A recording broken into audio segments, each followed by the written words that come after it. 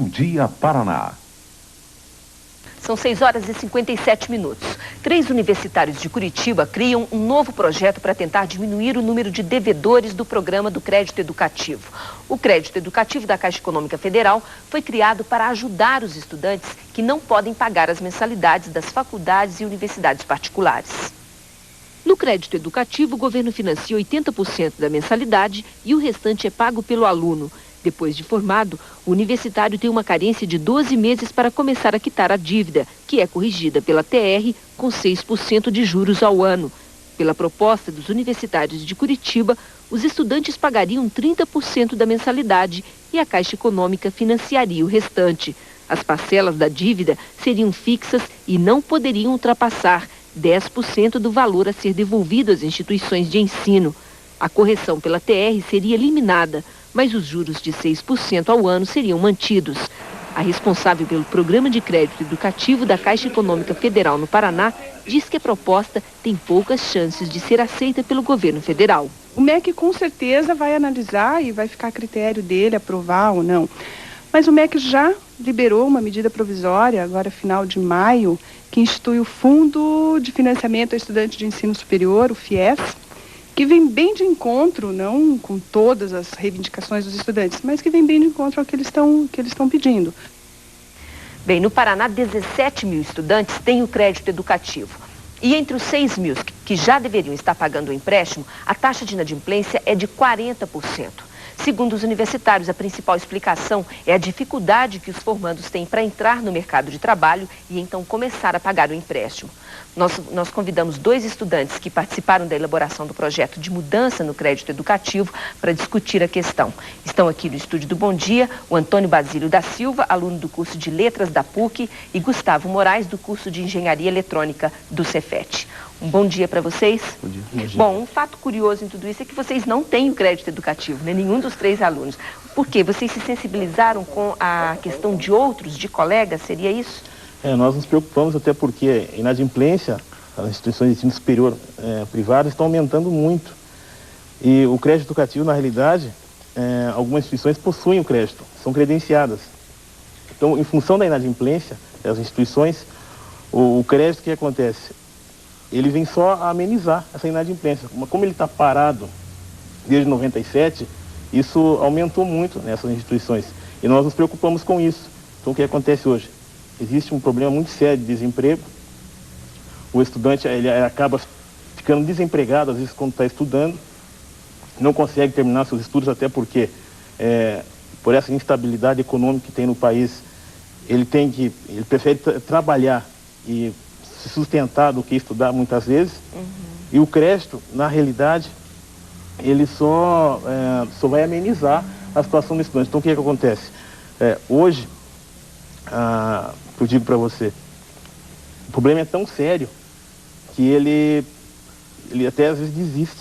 Pois é até por isso que vocês estariam propondo também um prazo maior para o estudante começar a pagar, por causa dessa dificuldade que ele tem quando se forma de conseguir um emprego logo de cara? Exatamente. Hoje a gente percebe que para conseguir um emprego, às vezes você vê na fila do desemprego, mais de 70% dos que estão na fila têm curso superior e estão procurando um emprego para vigia, algo assim. A gente percebe que essa questão do desemprego é bem séria.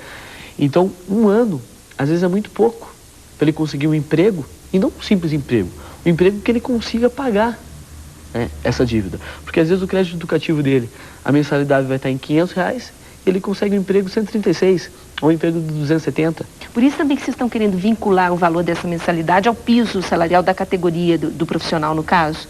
Sim, senão não há muita lógica, né? A gente sabe que o programa de crédito educativo, ele veio para ajudar o estudante, e não para obter lucro em cima dele, não para não beneficiar, né? Então essa é a nossa principal luta. Agora, não seria o caso também, Basílio, porque vocês estão lutando contra, digamos assim, uma das causas do problema. Mas e o problema das mensalidades altas? Não seria o caso de trabalhar também com relação a isso? Olha, esse é um projeto mais a longo prazo, médio e longo prazo. É claro que isso também amenizaria o problema da inadimplência.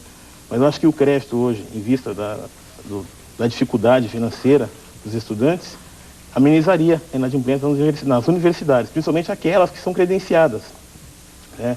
Então eu vejo hoje que nós teríamos que tentar resolver o problema do crédito educativo primeiro, em nível nacional, para que daí, numa segunda etapa, resolvesse o problema das mensalidades, que realmente o custo é alto.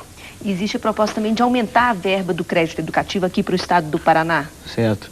É o seguinte, hoje 2,04% do total da verba destinada ao crédito educativo é destinado ao Paraná. Sendo que nosso estado é muito grande para tão pouca verba. Então a gente tem no nosso projeto está incluído o aumento da taxa para 15%, né? Porque o Paraná já é muito prejudicado com escolas federais, sendo que temos duas, o Cefet e a Universidade Federal do Paraná, sendo que Minas Gerais, por exemplo, tem 14, 15 universidades. Então seria uma forma de amenizar isso também, né? Já que aqui a gente tem mais universidades particulares, em detrimento do pouco número de federais. Comparação com outros estados também. E, quer dizer, vocês também estão propondo não pagar toda a dívida, né? Assim, não pagar 50% só? Na realidade hoje... Não é muito benefício? Como é que fica isso? Vai pedir um empréstimo e não vai pagar tudo? Pois é. Eu entendo que o crédito educativo tem que ser um subsídio, acho que não um empréstimo, a função social, como se parece hoje. Na realidade, pela proposta, o estudante devolve apenas 50% do valor financiado ao agente credor, ou ao governo federal. Então isso, na realidade, sim, eu acho que se caracteriza como subsídio.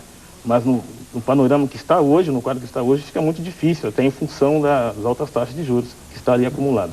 Até para a gente concluir, então, Gustavo, eu queria fazer uma pergunta com relação a outro assunto. O Conselho Nacional de Educação está divulgando hoje uma liberdade maior das instituições de ensino para o ingresso, no caso, acabando com a hegemonia do vestibular definitivamente. Qual que é a sua opinião sobre isso? Bom, nós estudantes, né, eu particularmente sou da União Paranense dos Estudantes, nós temos uma preocupação muito grande com isso, pelo seguinte, a partir do momento que a LDB acabou com os currículos mínimos, há uma certa despreocupação com a formação integral do estudante, do indivíduo, né? Eu posso citar o exemplo do Cefet, que acabou com os vestibulares, né, acabou com as provas no seu vestibular de humanas, né, algo de geografia, algo de história, porque é um curso técnico, né, um curso na área de exatas, e a gente vê que isso é preocupante. Às vezes o engenheiro tem que ter um bom trabalho humano, né, porque vai coordenar uma equipe, e aquela prova de história era parte do trabalho, né? Então isso acaba criando um ser segmentado, né, um ser com viseiras, e isso não é muito interessante. A gente tem uma grande preocupação com isso. Muito obrigada, então, pela participação conosco. Obrigada, Basílio, e um bom dia para vocês. Bom dia. Bom dia.